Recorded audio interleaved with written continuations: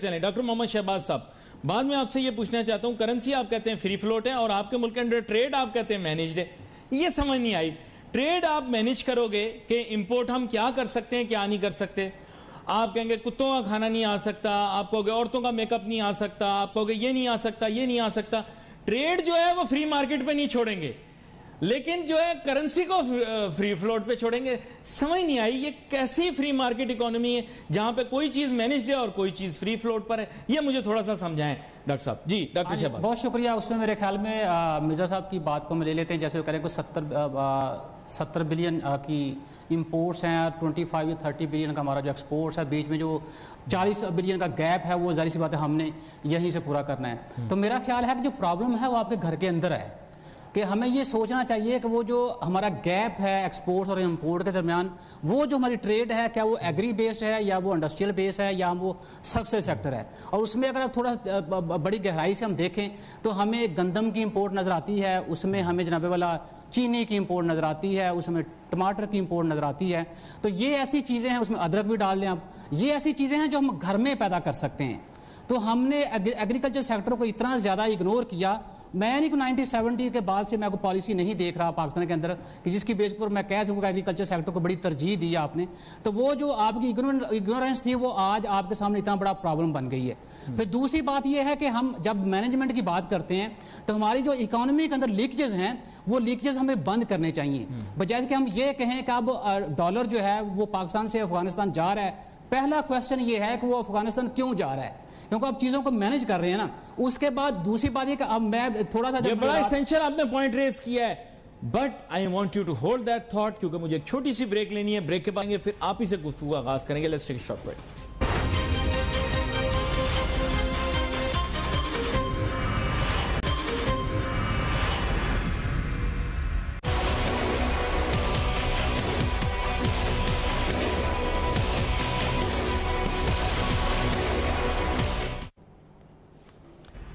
ناظرین welcome back after break. گفتگو ہماری جاری تھی. بریک پہ جانے سے پہلے ڈاکٹر محمد شہباز صاحب اپنی بات کر رہے تھے. معذرت بریک پہ جانا پڑ گیا. آپ اگر اپنی گفتگو مکمل کرنا چاہیں پھر میں اگلے سوال کی جانب جاؤں گا. جی جناب ڈاکٹر محمد شہباز صاحب. دیکھنا یہ ہے کہ اسٹیٹ بینک آف پاکستان جو ہے وہ سارے منی ایکسچینجر جو ہیں ان کو لائسنس جاری کرتا ہے. اسٹیٹ بینک آف پاکستان کو یہ بھی دیکھنا چاہیے کہ کراچی کی منی مارکیٹ، لاہور کی منی مارکیٹ ہو یا پنڈی کوئٹہ پشاور کے منی مارکیٹ ہو، تو اس کے اندر جو گرے ایریاز ہیں وہ ہمیں کلوز کرنے چاہیے. آپ کے پچھلے پروگرام میں شاید میں نے اس بات کا ذکر کیا تھا جب ہم سپلائی چین کی بات کرتے ہیں تو ایک پوائنٹ یہ بھی ہوتا ہے کہ جتنی ڈیمانڈ ہو رہی ہے اس کے مطابق سپلائی ہی نہ کرو.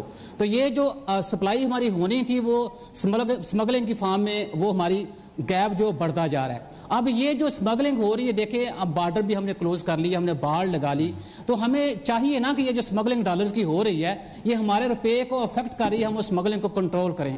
ہمیں وہ سارے راستے کہ چاہے وہ ڈالر جو پیدل چلنے والے لوگ جہاں 10,000 کی اماؤنٹ میں، 20,000 ڈالر کی اماؤنٹ میں یا 30,000 ڈالر کی اماؤنٹ اپنے ساتھ لے کے جا رہے ہیں ان کو ہمیں کنٹرول کرنا چاہیے. یا ڈالر جو ہے وہ ٹرکس کی فارم میں وہ اسمگل ہو رہا ہے، ٹرک کے جو ڈرائیور حضرات ہیں وہ لے کے جاتے ہیں، ہمیں وہ کنٹرول کرنا چاہیے. کیونکہ وجہ یہ ہے کہ خالی ڈی ویلیویشن جیسے بھی ہم نے کی ہے وہ اس مسئلے کا حل نہیں ہے. مسئلے کا حل یہ ہے کہ ہمارے جو پرابلم ہمارے ڈومیسٹک لیول کے اوپر حل ہو سکتے ہیں اس کے اوپر ہم توجہ دیں. گڈ گورننس کے ذریعے ہماری جو اسمگلنگ خاص کر ڈالر کی اس کو کنٹرول کریں. جب تک ہمارا روپیہ سٹیبل نہیں ہوگا میرے خیال میں جتنے مرضی پیکجز دیں، چاہے وہ ریلوے ہو، چاہے وہ پی آئی اے ہو، چاہے وہ اور اکنامک سیکٹر ہو پاکستان کا، میرا نہیں خیال کہ ہم اس کو اس طرح سے گرو کر پائیں گے. میرا ڈاکٹر شہباز صاحب بھی بڑے بےتاب ہو رہے ہیں، ان سے بھی جاننا چاہتا ہوں. ڈاکٹر شہباز صاحب میں آپ سے ایک چیز پوچھنا چاہتا ہوں. جب بھی میں دیکھتا ہوں بجٹ کے اندر ایک بات کرتے ہیں عورتوں کا میک اپ ہم نے بند کر دیا، بڑے خوش ہوتے ہیں جو عورتوں کے میک اپ پہ ٹیکس لگا دیا، ہنستے ہیں کچھ بھی ہوتے ہیں، اور پھر اس کے ساتھ ساتھ کہتے ہیں ہم نے کتوں کا کھانا بند کر دیا. پتہ نہیں یہ کیا کمپلیکس قسم کی قوم ہے جو ٹیلی فون بند کر دیے جی ہم نے گاڑیاں. لیکن ان کا امپیکٹ بہت چھوٹا ہے ڈاکٹر محمد شہباز صاحب. سب سے بڑا امپیکٹ فیول آئل کا ہے، اس کے بعد امپیکٹ ایڈیبل آئل کا ہے. میں روک ہی نہیں سکتا، میں کیا کروں آپ مجھے بتائیں. ہاں جی بالکل آپ صحیح کہہ رہے ہیں. وہی بات مرزا صاحب بات کرتے ہیں فرنس آئل کی. اس کا مطلب یہ ہے کہ اگر ہم تھوڑا سا کویشچن اس کا آنسر جو ہے تو آؤٹ آف دا وے چلا جائے گا. لیکن خیر ہمیں یہ دیکھنا ہے کہ وہ فیول جو آئل ہے اس کی امپورٹ وہ کس مقصد کے لیے زیادہ ہو رہی ہے. کیا اس سے ہم بجلی پیدا کر رہے ہیں یا اس سے ہم ٹرانسپورٹیشن جو ہے اس کو ہم اسٹیمولیٹ کر رہے ہیں یا کوئی ادر ریزنز ہیں. ہم اگر تھوڑا بجلی پیدا کرنے کی طرف آتے ہیں اور یہ بات جو پرائم منسٹر صاحب یہ مان چکے ہیں, بلکہ پوری دنیا مانتی اس بات کو کہ ہم جیوگرافیکلی دنیا کے اس خطے میں موجود ہیں جہاں سے ہم دنیا کی سستی ترین رینیویبل انرجی پیدا کر سکتے ہیں. تو آپ جناب والا اس کے اوپر فوکس کرنے کے بجائے آپ آج بھی فرنس آئل سے بجلی پیدا کرتے ہیں جو کہ بہت مہنگی بجلی پیدا ہو رہی ہے, اور آپ نے اب یہ اعلان بھی کر دیا ہے کہ مہنگائی کی وجہ سے یا ڈالر کی قیمت بڑھنے کی وجہ سے یا اس کے کوئی اور ریزنز ہیں, اب 60% جو ہے وہ بجلی کی کاسٹ کی پروڈکشن میں اضافہ ہو چکا ہے. تو جب بجلی کی کاسٹ جو ہے اس میں 60% اضافہ ہوگا تو ظاہر سی بات ہے اگین وہ افیکٹ کرے گا یونٹ پرائسز کی فارم میں لوگوں کو. تو ہم اس چیز کو کنٹرول کیوں نہیں کرتے؟ ہماری جو انرجی مکس ہے, جو ہمارے پاس اویلیبل ریسورسز ہیں, اس کے اوپر فوکس کیوں نہیں کرتے؟ تو میرا خیال ہے کہ اس کے اوپر فوکس کر کے تو ہم یہ بات جو کرتے ہیں کہ ہمارے امپورٹ بل کے اندر جو میجر پورشن ہے فیول امپورٹ کا وہ کم ہو سکتا ہے. ایک چیز ڈاکٹر دوسری بات یہ ہے ٹرانسپورٹ کی بات کر رہا ہوں میں آپ سے. ٹرانسپورٹ والی سیکنڈ پوائنٹ پہ بات کی, کیا پھسڈی تھرڈ کلاس پرانی گاڑیاں پاکستان کے اندر جن کے انجنز جو ہیں ان کی فیول ایفیشنسی بہت لو ہے, ان میں پیٹرول زیادہ لگے گا, یا لیٹسٹ ہائیبریڈ گاڑیاں جو کہ جدید ترین ٹیکنالوجی پر بنی ہوئی ہیں اور وہ کم سے کم تیل استعمال کرتی ہیں وہ بہتر رہیں گی؟ اس میں بھی علی بھائی اس طرح سے ہے, وہ بڑا اچھا یہ پوائنٹ آپ نے ریز کیا ہے. پاکستان کے اندر جو یہ کمپنیز گاڑیاں مینوفیکچر کر رہی ہیں پاکستان کے اندر, you know they are 85% fuel inefficient.